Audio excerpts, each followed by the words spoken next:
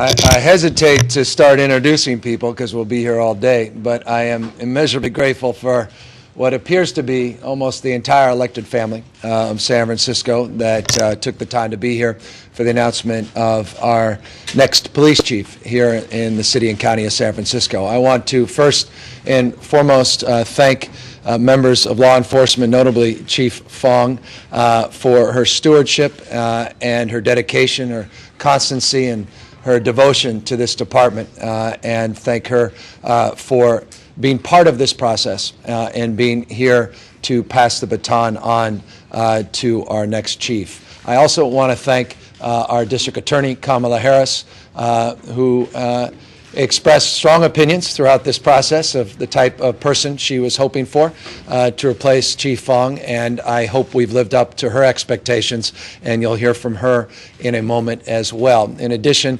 representing the Board of Supervisors, President David Chu, I appreciate him being here, as well as other members of the board, which I also will afford, to the extent you're willing or interested, the opportunity to say a few words. In addition, of course, Chief Zifferman of Juvenile Probation. We have our chief, I think, Joanne Hayes-White, it's kind of you, Chief, to be here from Fire Department. Our district attorney is also joined by our public defender, Jeff Adachi, who is here. I see our city attorney, who has also been part of the stewardship of this process, Dennis Herrera. Mickey Callahan, don't forget the HR people, because they'll remind you if you do forget them. Kevin Ryan, who also was very helpful and instrumental through this process. That's my director of the Mayor's Office of Criminal Justice. Members of the Police Commission. Of course, we'll hear from the President of the Police Commission, Teresa Sparks, who will talk about their process, which began, as I will begin, some 6 or so months ago. After having a conversation with Chief Fong about her desire to move on, she gave me a short notice period, meaning she expected that she would be on her way to the next opportunity probably within 90 to 120 days. Well, here we are 6 months later, and to Chief Fong's credit and to our benefit, she has been steadfast in terms of sticking around and making sure that a chief was in place before she moved on. But that process was initiated with that first conversation in the mayor's office between the chief and myself at the end of last calendar year. Shortly thereafter, we initiated the process at the Police Commission. Teresa Sparks, to her credit, and the rest of the commission began a very inclusive public process. 49, I am not exaggerating, 49 public hearings were held out in the community. Input was generated from the diverse communities that represent our city.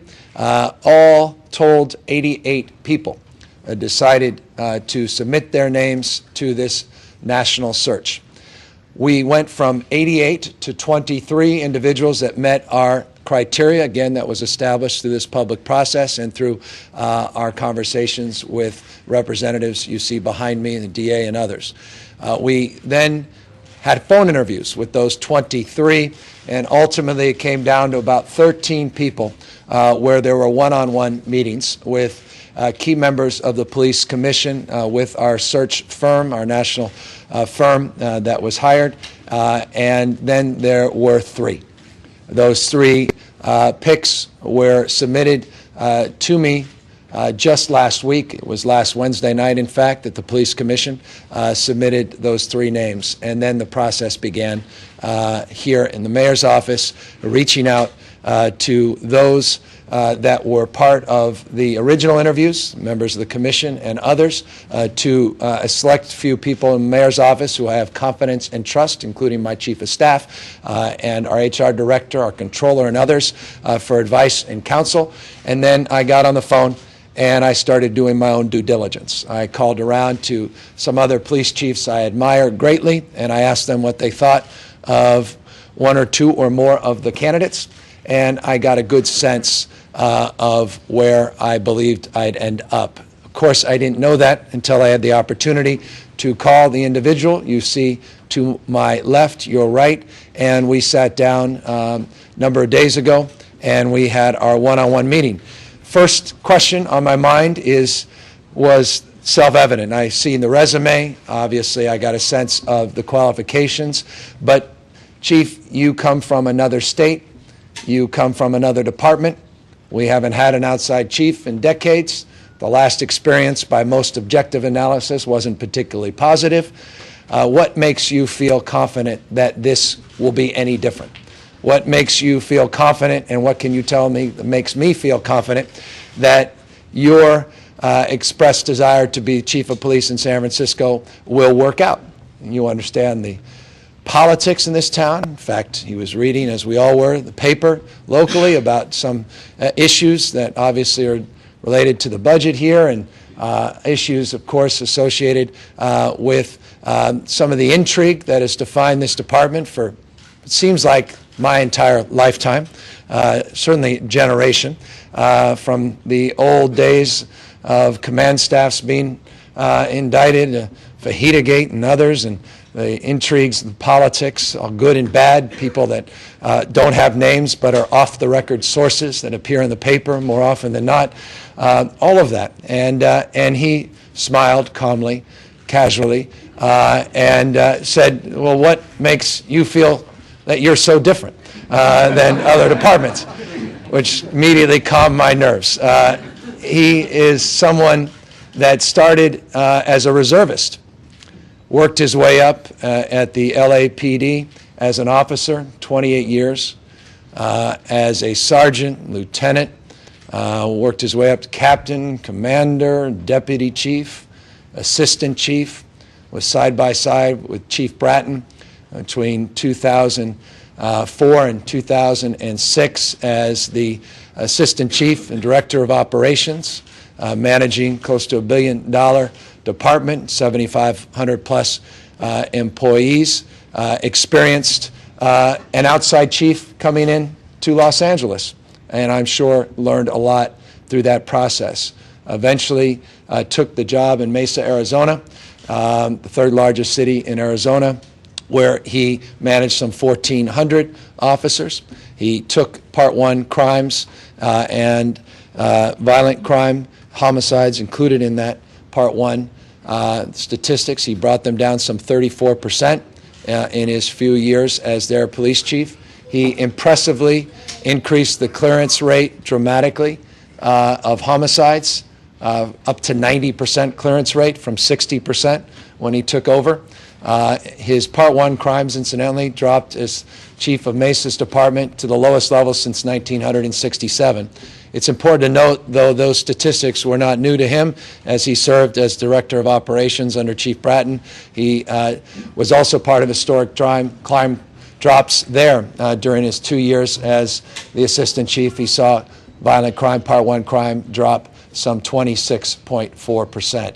So he's got experience, he's got a breadth of knowledge on the intricacies of not only managing a department, but also being a member of a department, having worked up through the ranks. He has gotten awards for his community policing work, his anti-racial profiling work.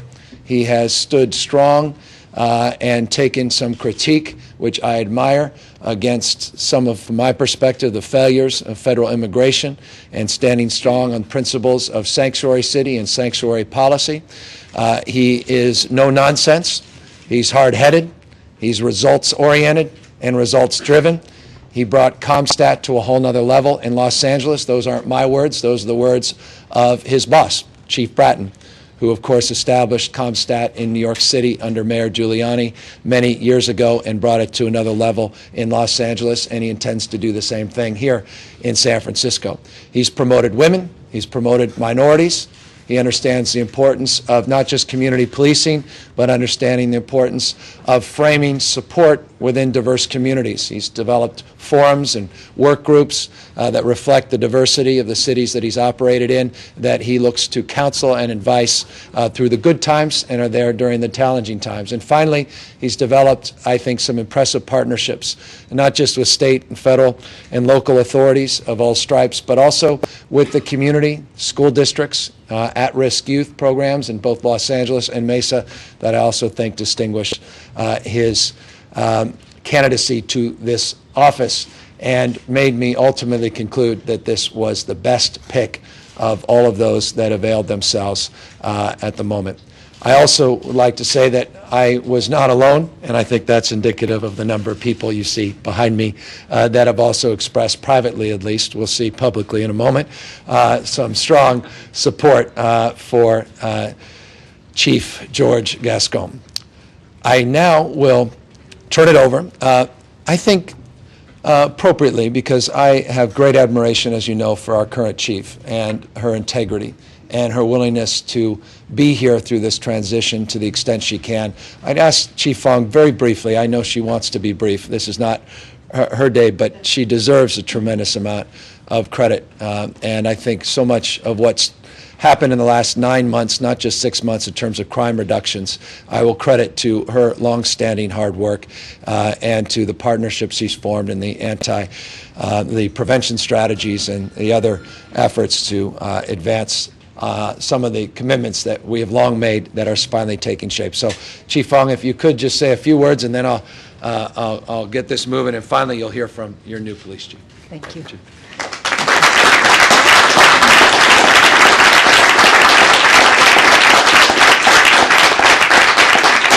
Good morning, everyone. I'm very glad to be here today, standing with the mayor, all the elected officials, and other government officials from San Francisco, colleagues that I have worked with for so many years now, to welcome our new police chief, Chief George Gascón. I have known of Chief Gascón over the years in the various forums that I've gone to. I've heard him make presentations, and I will tell you, several years ago, he made a presentation about technology, and I was like, wow, I wish we could do that here in San Francisco. So I know that Chief Gascón brings tremendous skill. The mayor has outlined so many areas that he is very strong in, and I'm fully confident and actually very encouraged because he is inheriting a great police department, a department with men and women who on a daily basis will go out there and do what's right to ensure public safety in San Francisco. And I know that as he comes to meet the many people in San Francisco throughout our communities, that they too will understand why he is a great pick and how he will be a very, very good police chief for us as we move forward. So to all of you, thank you for your support. Thank you for the encouragement. And I look forward to helping to ensure that Chief Gascón has a smooth transition. Welcome.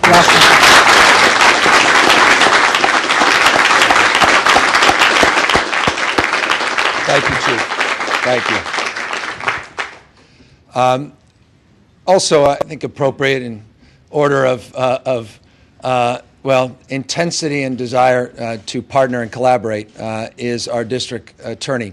I don't think there's any more important position than the police chief for a DA, and I'm again very thankful to the district attorney for her counsel and advice throughout this process. District Attorney Kamala Harris.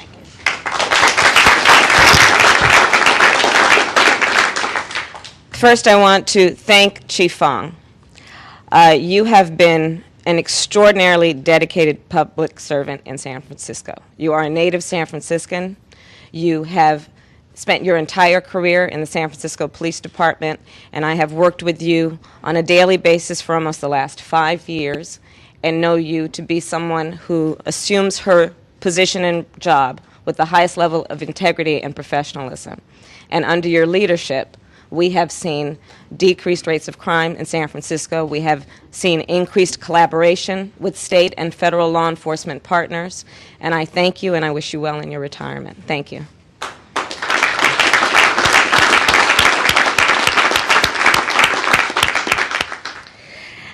And now entering the next phase of what we are doing as law enforcement in San Francisco, I am very excited to know that we have George Gascón leading and about to lead the San Francisco Police Department. Mayor Newsom, I thank you for your leadership in bringing him on. Clearly, it is because you are the mayor that you were able to encourage such an outstanding member of America's law enforcement family to come to San Francisco.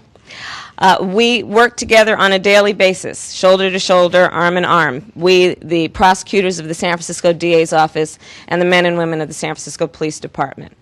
The work that we do is shared not only in terms of purpose, but in terms of focus.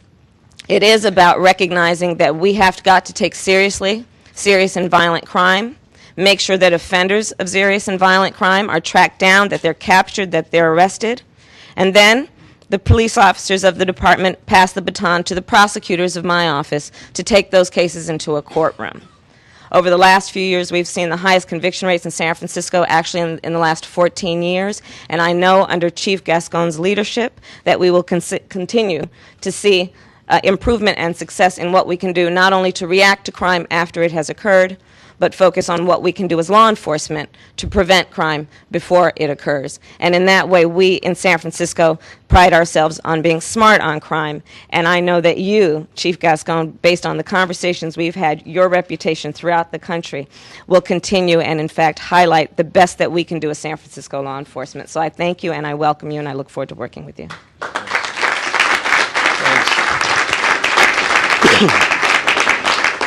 Another critical partner that represents the legislative branch here in the city and county of San Francisco, an important partnership that needs to be established between the mayor's office, law enforcement, is the representative, the president of the San Francisco Board of Supervisors, David Chu.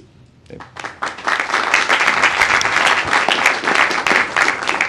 Good morning. I had an opportunity before we all came out here to privately congratulate the mayor and the police commission for an outstanding choice. I also had an opportunity in the past 12 hours to check in with several of my colleagues, and I think it is fair to say that everyone at the Board of Supervisors is very excited about this new day in San Francisco and the leadership of our police department with our new chief. What I heard from my colleagues are things that you've already heard repeated about our new chief. Given our city's history with our homicide rates, his record in Arizona at significantly attacking homicides is something that's very exciting to us. Given our city's incredible immigrant communities, our new chief's perspective on Sanctuary City and in working collaboratively with immigrants is something that is exciting to us. Given our city's budget crisis, the fact that this new chief has experience not just in several police departments, but also in the private sector, gives us a lot of hope that every penny that the police department spends will be well spent. And I can tell you, as someone who's a former prosecutor and who also ran an IT department, I love the fact that this is a guy who knows how to think about technology and data. I also want to say a few words about our outgoing police chief.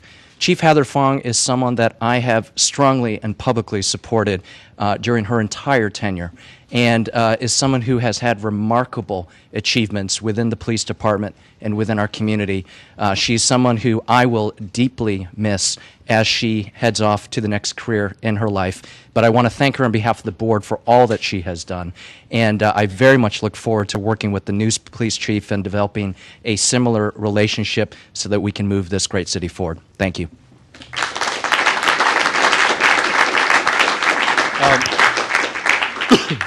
I now want to introduce the president of the Police Commission, and I just want to thank publicly Teresa Sparks for the outstanding stewardship of this process. Not always pleased that some names appeared in the paper, but, you know, by San Francisco standards, I think we did okay. And I know how hard she worked to make sure that that didn't happen, and I do appreciate that work, and also, again, the collaborative nature to which we engaged in this process. And I really can't impress upon you more how important that was, and how significant that was in ultimately getting to where we are today. So the president of the San Francisco Police Commission, Teresa Sparks.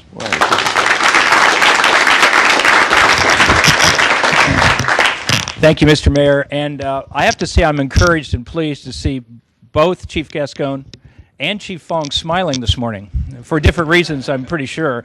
But I have to also add my voice to thank Chief Fong for her dedicated service. If you remember when she came into this department, the department was riddled with controversy. And there was a severe lack of confidence in the community of the San Francisco Police Department. This chief added an unimpeachable personal quality of integrity and commitment and fairness to the department, and brought a sense of quiet assurance back to the community, something that this department needed and something the city needed. When we first heard in late December that the chief was leaving, I was sad as well, but we at the commission made a commitment to conduct the search process and maintain the integrity of the process from beginning to end. And I thank the mayor for respecting that and participating in that and encouraging that we maintain the integrity of this process through the entire process. As the mayor said, we had 49 different meetings, half of which were with the general public in community forums, half of which were with the rank and file, police groups and employees of the union and members of the San Francisco Police Department. And from that, we developed a list of 12 criteria. This was from over 200 pages of testimony, 12 criteria against which we modeled and against which we compared and against which we graded every single candidate during the process. It was the input from the community and it was the input from the people of the San Francisco Police Department that molded the profile that brought Chief Gascón here. I want everyone to be assured of that. It was your input that brought this chief here. We interviewed many, many people, and to San Francisco's credit, the best in the country applied. We had the cream of the crop applied for this position, and so we had a wide variety of people from whom we could choose. We personally interviewed 13 people, and every one of those candidates were excellent. Every one of those candidates could probably, and at some point may, lead this department. In every one of these meetings, both in the community and also in the department, when we asked the question, do you want an internal or an external candidate, they gave us the same answer, even from within the department. What they said was, we want the best candidate. We want someone we can follow. We want someone that will inspire the community. We want someone that will inspire the troops. And in Chief Gascón, I believe we have that inspirational leader. This is a gentleman that comes from the people, and he understands the needs and concerns of the community. He's a cop's cop. He spent his entire career in all aspects of policing, so he's going to bring leadership and confidence to the San Francisco Police Department. We wanted someone who had the ability to serve the department and the community, to serve both masters, and that's a very difficult position to put someone in, and we believe this gentleman has the ability to do that. I have to thank the members of the San Francisco Police Commission as well. They spent hundreds of hours, talked to thousands of people, both in the department and in the community, to get to this point. I want to also say that Chief Gascón's name being forwarded to the mayor was a unanimous choice of all 7 commissioners. And as you know, in San Francisco, to get 7 of anybody to agree on anything, that's a difficult position. But we spent hundreds of hours, talked to thousands of stakeholders. So, to Mr. Mayor, congratulations on your selection of an excellent new Chief of Police. And to Chief Gascón, welcome to this wonderful, crazy, world-class city of San Francisco. Thank you.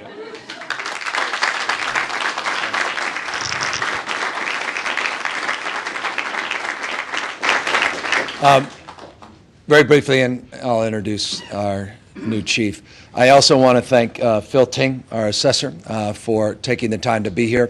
And believe it or not, you were one of the first people to call me with this chief in mind, about a month and a half ago, expressing your strong opinions and hope that we would walk down this path. I thank you for that. I thank Chief Boyd, Adult Probation, another principal partner that is here.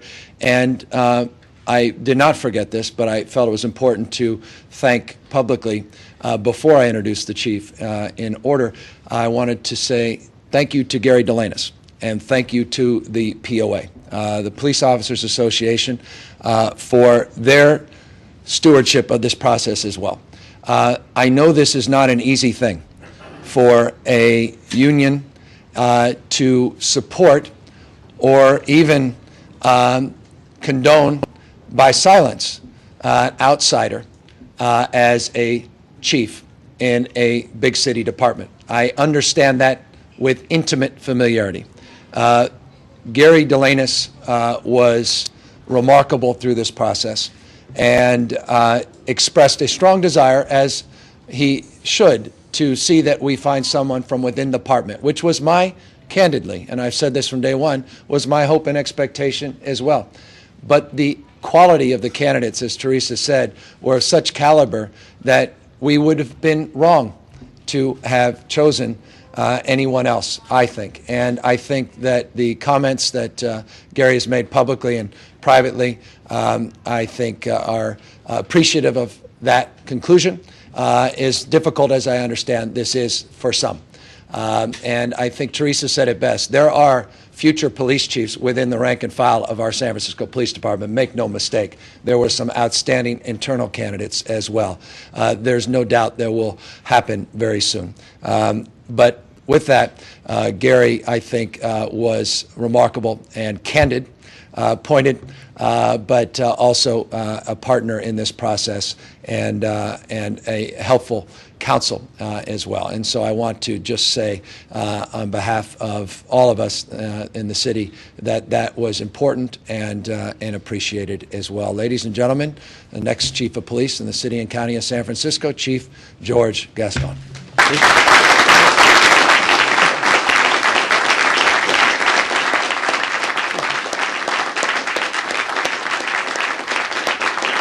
Thank you. Thank you. I'm extremely honored for this opportunity. First of all, I want to say thank you, Mr. Mayor, for showing the confidence. Also, I just realized what an incredible memory you have. I do not know my resume as well as you do. I usually have to read it. So I was just blown away by your memory.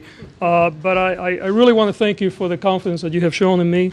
For the Police Commission and Commissioner Sparks, President of the Commission, thank you. Kamala, Board of Supervisors, and all the other public officials that are here today to show their respect. Before I say anything else, I want to thank Chief Fong. I think she is an incredible professional. She is a woman of courage. She worked under very, very difficult conditions. And she has set up a framework upon which myself and others will be able to build upon and make what is a great police department into an even greater police department. And for that, Heather, I'm deeply, deeply appreciative. And thank you. To the people of San Francisco, I want to say to you that you have my most sincere commitment to providing the highest level of police services that I'm able to provide.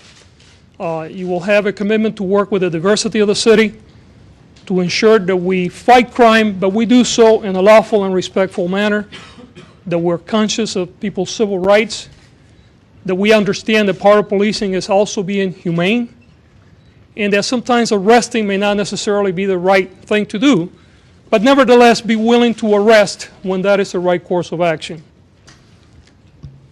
To the mayor and other public officials, you have my commitment that I will give you 110% to make sure that this department moves forward in the direction that already started under Chief Fong, and that we can continue to build upon the successes that are already here today.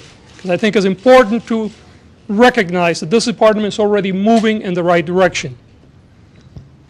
To the men and women of the police department, I want to tell you that you have, first of all, my most sincere appreciation and respect.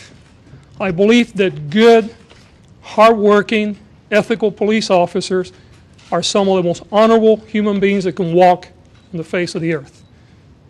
And if you're a hardworking, ethical police officer, you will have my support. If you're not, we will have to talk. We don't have time to look the other way. We have only time to move forward and get this organization moving in the direction that already started, to ensure that San Francisco becomes the safest large city in this country. We have a tremendous opportunity. This is an incredibly forward-thinking city. This is a world-class city. We have a tremendous amount of talent within the police department. We have a great community. there is no reason why we should not be the safest large city in this country. And my commitment to all of you is that I'm going to do everything within my ability to lead this organization and work with the community to ensure that we become the safest large city in the country. I'm deeply honored by this opportunity. Quite frankly, I'm humbled by it. And I'm just really excited for being here. Great, Chief. Thank you. Thank you very much. Welcome. Thank you. I imagine one or two of you may have a question. When does the Chief begin his service? End of July, perhaps the 1st of August. This is the most remarkable thing, Chief, I've experienced. Yeah. Just one, Andy, Barbara's got a question.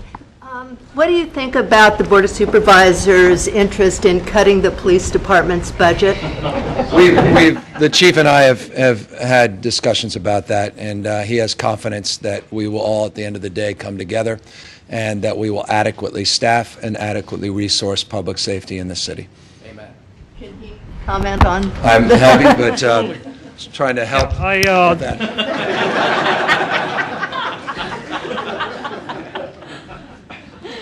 You know, there's no question it's not just San Francisco, the entire country, quite frankly, the world. I just left Mexico City a couple of days ago. We're going through an economic crisis in the world. Having said that, I also understand that there is a tremendous commitment on the part of the mayor, as well as the Board of Supervisors, to ensure that public safety is appropriately funded. Public safety is an investment, and we have to recognize that in order to have a safe and sustainable community, you have to have the right level of public safety, and I'm completely confident that both the board and the mayor will make sure that we have that level of support. Can you tell us what process you intend to use to pick a new command staff? Well, the first thing that I'm going to do is I'm going to start looking at the people internally. I will be talking to all the members of the command staff. I'm going to start evaluating their strengths and weaknesses. Obviously, I'm going to be talking to Chief Fong. I'm going to be talking to others, our district attorney and other community partners, our police commission, our board of supervisors, and I will start forming my own opinions as to who should be where. Thereafter, if I find that there is a need to go outside, I would also do so. I would not hesitate to seek outside talent if that is what is needed. How do you prevent being the outsider and having those problems that the last outsider had and getting this department behind you? How do you do that, and how have you done it before? Sure. Well, you know, I have an advantage that I have been an outsider already once in a place that was very hostile to outsiders. In fact, I was the first outsider coming in many, many years, so you had generations of police officers that didn't even remember what an outsider looked like. Not only was I an outsider, but I was an outsider from California. And not only was I an outsider from California, but I was an outsider from the LAPD. So, you know, they were all, you know, in many people's mind, those were all strikes against me. I think that what made me successful in Mesa would make me successful here. Number one is that I am an open book. I have no hidden agendas. I am a true believer in policing. I believe that policing is one of the most honorable professions there can be there. And I truly like cops and what they do when they do it right. And I am open to people, and I laid out things as I see them. I consult with others. I work very closely with employee organizations.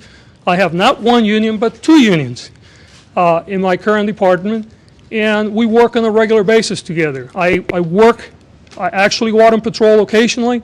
I spend a lot of time with detectives. I spend a lot of time with the community, and I think after a while people start seeing that what we're doing makes sense.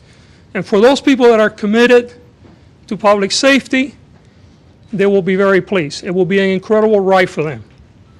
For those that are committed to parking under a tree in marking time, they're going to be very unhappy.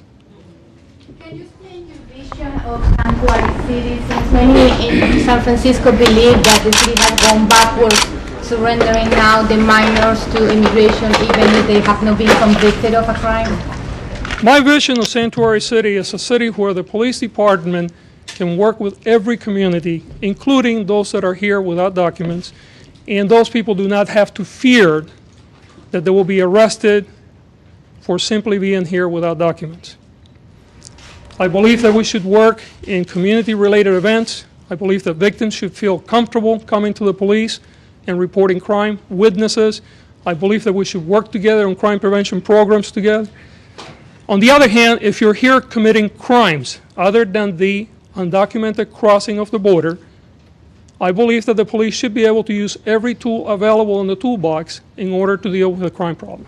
But there is a difference between being accused and being convicted. So how do you draw that line? Do you think that they should be surrendered when they are convicted or even if they are only accused? If we're doing our job right, when we're arresting people, we're going through a constitutional process. And we should have probable cause in order to make that arrest, and the probable cause should have been reviewed and approved by a supervisor. Given the totality of the circumstances, if we have made a proper arrest, I have no problem whatsoever reporting an arrested felon to immigration. I have a question. Okay, so you say that you're going to abide by the Constitution? Correct. Correct. So Constitution is above state and local authority? Yes. Yes. Okay. The car's confiscation in San Francisco is out of control. I'm sorry, the what, sir? Confiscation of automobiles. Or people are being targeted because of the way they look. The immigrants that are stopped, they don't show any violations. Sometimes they don't give them a ticket. They tow their car. They don't know what to say. And I have some law here, it's available for the press, that some appellate court decisions say that it's unconstitutional to demand even a driver's license to anybody who is in the course of personal traveling. And this is appellate court, about 5 decisions here. And everyone seems to be ignoring these rulings. And so all the cars that are undocumented have lost so far have been unconstitutional. Unconstitutional in capital letters, not a speculation. And here it is. So we've been trying to get the mayor's office, the police department, to stop this abuse, and they continue doing it.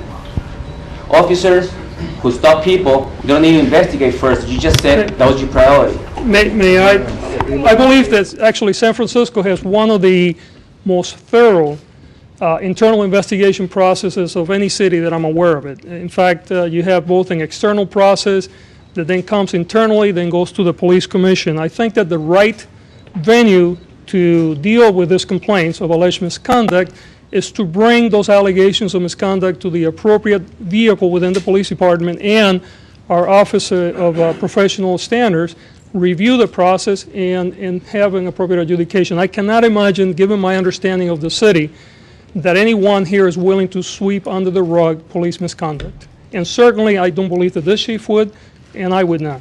We can talk about it later. Absolutely, and you'll be welcome to.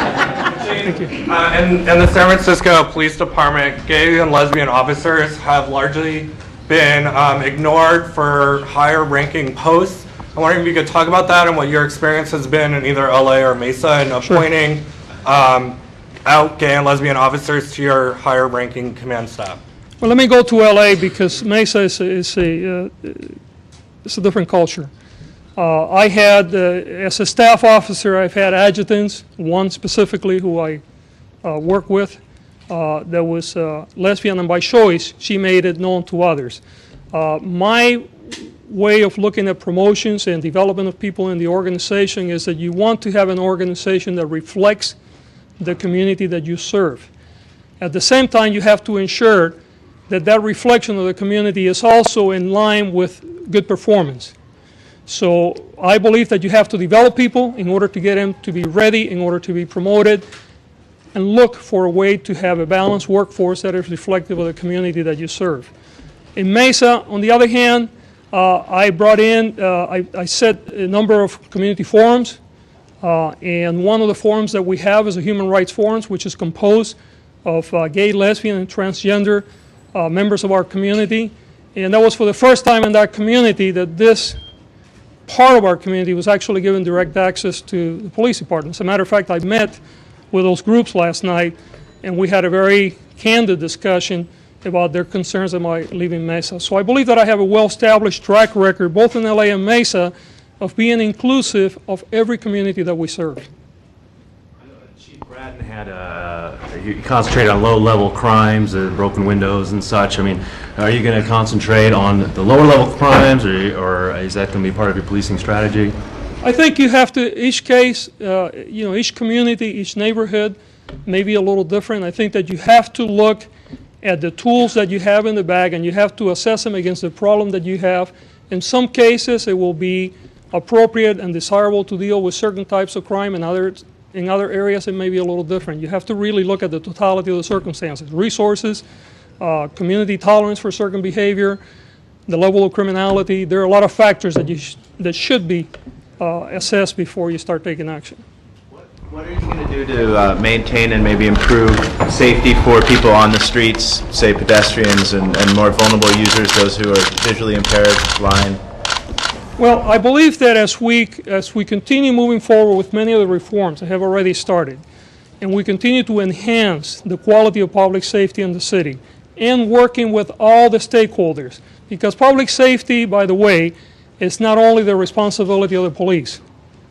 It's the responsibility of everyone, including you and the media. And I'm going to be reaching out to you on a regular basis for help in order to communicate our message. We will be working together and trying to determine how can we use the resources that we have available in order to deal with the different problems. Are you going to have anything like a traffic stat to go along with your COMPSTAT? COMPSTAT, in my opinion, COMPSTAT is about assessing the entire operation. So not only do we look at crimes, but we will look at traffic. We will also look internally. We're going to be looking at discipline. We're going to be looking at administrative systems. We look at the entire operation. Last question, please. Do you have a time commitment for the city? Do I have a time commitment for the city? Will you be here X amount of years? This is a great city. I'm being made to feel extremely welcome, and I'm very glad to be back in California. Thank you very much. Thanks, guys. Thank you. Very well done.